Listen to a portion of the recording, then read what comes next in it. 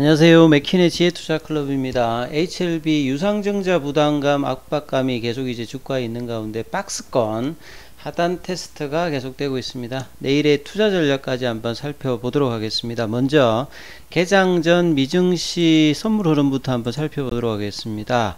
자, 미국의 중간 선거가 이제 끝나고 뭐 보도에 따르면 이 하원 쪽은 이제 가반수는 아닙니다만 공화당이 이제 209표, 예, 그 다음에 이제 뭐 민주당이 191석으로 이 레드 웨이브는 아닙니다만 하원 쪽에서 일단 공화당이 일단 다수당의 부분에 올랐고요. 이 상원 쪽은 이제 세계주가 이제 경합 관련되는 부분 결과가 나와야 되는데, 이 조지아주 같은 경우는 이제 다음 달에 추가적으로 이제 결선 투표를 하는 부분이니까 여기에 따라서 바이든 대통령의 최근에 뭐 IRA라든지 이런 정책적인 어떤 부담감이 정시에는 오히려 호재로 될 수 있는데요. 자, 이런 부분들이 계속 이제 시장에는 연말까지 영향을 줄 수 있다, 이렇게 봐야 되겠죠. 그리고 지금 현재 나스닥 선물 같은 경우에는 지금 0.63% 상승세 흐름, 그리고 다우 선물과 S&P 선물 같은 경우도 0.26, 0.40% 상승입니다. 러셀 중소형주 중심의 러셀 2000 같은 경우에도 0.42% 강세죠. 시장에 이제 가상화폐 쪽에 이제 조금 이제 악재가 나왔던 이 샘 뱅크만 이제 프리드 이분 같은 경우도 나이가 뭐 한 30대인데요. 향후에 뭐 이 워렌 버핏이 될 수 있다 이러면서 이제 표지 모델로 나왔는데 세계 세 번째로 큰 이 가상자산 거래소죠. FTX가 지금 이제 최대 뭐 11조 자금 부족으로 이 가상화폐계의 리만 브러스 사태다. 뭐 근데 이건 아니다. 이러면서 이제 헤드라인에 지금 올라올 만큼 이 관련주들은 여기에 영향을 많이 받고 있습니다. 당초는 이제 뭐 바이든스인가요? 거기서 인수를 하려고 했다가 이제 취소되면서 오늘 국내 시장에도 이 관련주들이 약세의 흐름이 이어졌고 이 가상화폐의 부진들이 계속 이어지고 있습니다. 자, 시장의 선물이 올라가는 것은 이제 CPI가 이제 이번 주에 중간선거 이후에 가장 뭐 주목할 부분이고, 12월 달에 연준의 정책과 시장에도 영향을 주는 부분이죠. 자, CPI 지표가 어떻게 나오는지 상당히 뭐 주목해야 되는 어떤 상황이라 이렇게 보시면 되겠죠.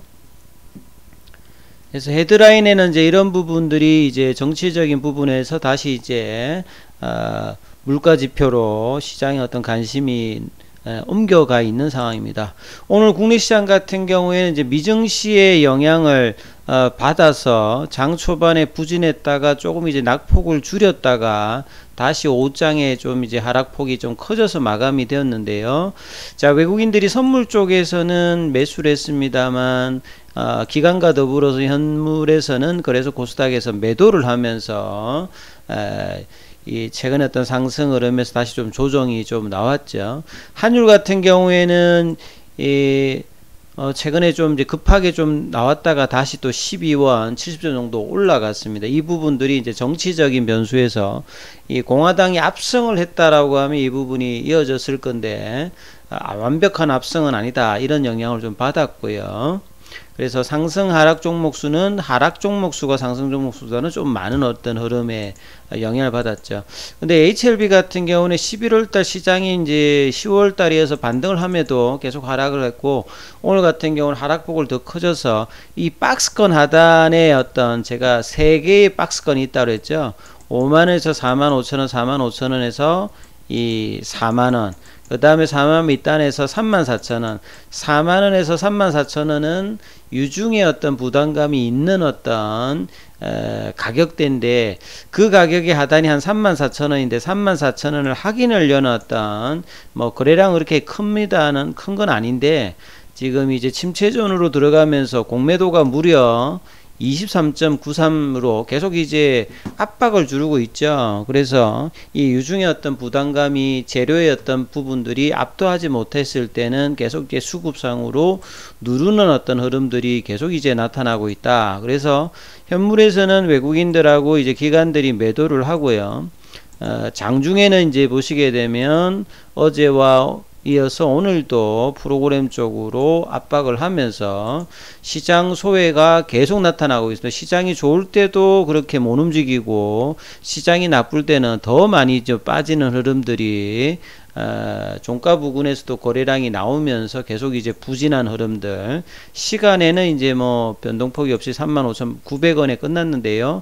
이 34,000원의 어떤 박스권 하단이 이제 어떻게 되는지까지 확인해야 됐던 상황인데요. 자, 유중에 관련되는 부분과 이제 기사를 뭐 특별히 지금 기사가 나온 건 없어요. 오늘 뭐 나왔던 게 ESG 관련되는 부분인데 오늘 뭐 시장에 영향을 줄 수 있는 기사는 아니니까 HLB가 뭐 ESG 경영팀을 신설한다 뭐 하는데 특별히 뭐 이렇게 의미 있는 뭐 기사는 아니고요.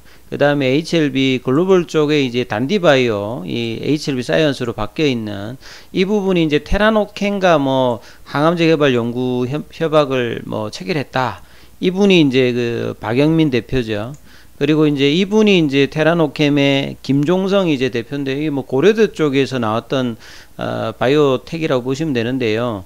이 암 치료에서 이제 뭐 이 감감 물질 가지고 이제 하는 부분에 기사가 좀 나왔던 부분이 있는데, 이번에 세계 최초로 이제 항생제 기반의 이제 미토콘드리아 막 전이차를 표적하는 항암제를 뭐 개발한 회사다. 요렇게 뭐 이야기를 했습니다만, 자, HLB 사이언스는 내년도에 이제 뭐 코스닥 상장 이슈라든지 지금 이제 슈퍼박테리아 폐혈증 관련되는 부분 일상을 승인받고 이 부분들이 어떻게 좀 진행되느냐, 이게 뭐 기대감은 좀 있는데요. 자, 제가 이제 반기 보고서나 이제 여기에서 HLB 들어가서 자본금 변동사항을 한번 살펴봐 드리는데요. HLB는 뭐 아시다시피 2018년, 2019년, 2020년, 2021년 꾸준히 보시게 되면 이 자본금이 매년 사실 증가를 해 왔습니다. 그래서 2018년도에도 유상증자가 있었고요. 2019년도에 유상증자가 있었죠. 그래서 2018년도, 2019년도에는 뭐 3자 배정에 유증이 좀 있어서 있었는데, 이제 2020년도, 21년도 이때는 이제 뭐 메자닌 자금뿐만 아니라 이제 주주들 관련되는 부분에 영향을 좀 주는 어떤 흐름들로 바뀌고 있고, 이번에 올해 지금 이제 유증 관련되는 부분들도 이제 주주 배정 쪽으로 이제 들어가는 어떤 유상증자죠. 근데 보통 이제 2020년도에 이제 이 당시 이제 대규모로 유상증자를 할 때는 이 진양군 회장이라든지 이제 관련된 이제 주주들이, 지분을 많이 가지고 있는 주주들이 보통 이제 유상증자를 하려면 기존 주주들도 유상증자에 참여를 하잖아요. 보통 이제 자금 확보가 없으면 주식을 담보로 해가지고 대출 받아가지고 유증에 참여하는 경우도 있는데, 이때는 자기 지분을 사실 블록딜을 좀 일정 부분 해가지고 그 자금을 가지고 유증에 좀 참여하듯이 뭐 그런 어떤 흐름들을 보였는데요. 근데 지금 이번에는 이제 뭐 참여 소식은 지금 없는 어떤 상황이거든요. 그러면 사실상 보면 HLB 어떤 시가총액이 지금 이제 5년 전 대비해서 많이 지금 올라와 있는 부분들, 물론 이제 이때 유증을 좀 잘하기 위해서 이제 무상증자도 뭐 끼워서 하고 뭐 이런 어떤 흐름이고, 뭔가 이슈가 있을 때마다 유증이라고 하는 자본금을 계속 이렇게 늘리면서 시가총액을 이제 올렸다가 했던 부분들이 있는데요. 그래서 이런 부분들이 이제 주가가 올라갈 때마다 이렇게 물량들이 많기 때문에 지속적인 어떤 상승 흐름을 하기보다는 2019년도 이제 급등 이후에 2020년, 2021년 올해도 마찬가지입니다만 계속 이제 주가의 어떤 누름이 이제 나오는 어떤 부분들에 이런 어떤 물량들의 어떤 부담 부분이 꾸준히 이제 사실은 실적이 이제 담보되는 어떤 회사가 아닌 차원에서 꾸준한 어떤 유상증자 관련되는 부분들은 이 어떤 기업의 어떤 가치들을 희석할 수 있고, 계속 이 부분들이 이제 주가를 장기적으로 좀 이제 탄력적으로 가지 못하게 하는 어떤 수급상의 어떤 요인으로 계속 지금 작용을 하고 있습니다, 사실.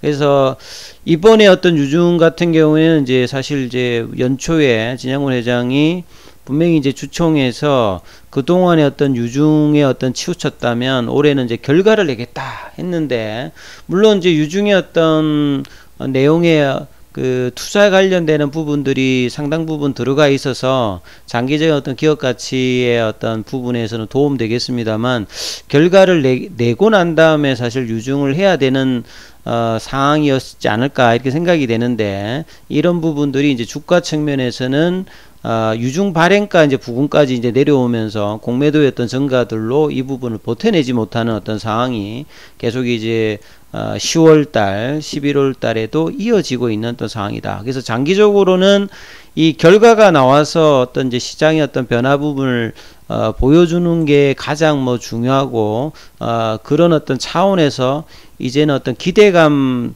때문에 이제 주가가 올라가기보다는 이 NDA를 신청하고 난 다음에 허가가 이제 반드시 이제 뭐 관세 포함이라든지 선양 남사원 쪽에서 성공의 어떤 결과가 가능성이 뭐 높아진다든지 상용화는 뭐 그다음 문제라도 이런 부분들을 시장이 이제 바라는 천이니까 쉽게 이제 이런 어떤 부담감을 깨지 못하는 어떤 상황이 계속 이제 나오고 있거든요. 그래서 이런 초기 5년 전에 어떤 이 자본금 대비해서 지금 몇 배나 올라갔고, 그 다음에 발행 주식 총수 같은 경우에도 이제 2배 이상 이제 증가되는 어떤 부분들이 있는 상황에서 이 자본금 그 시가총액을 유지하고 있는 게, 주가가 안 올라가도 물량 자체가 많아져 있는 상태에서 이제 시가총액이 유지되고 있는 거죠.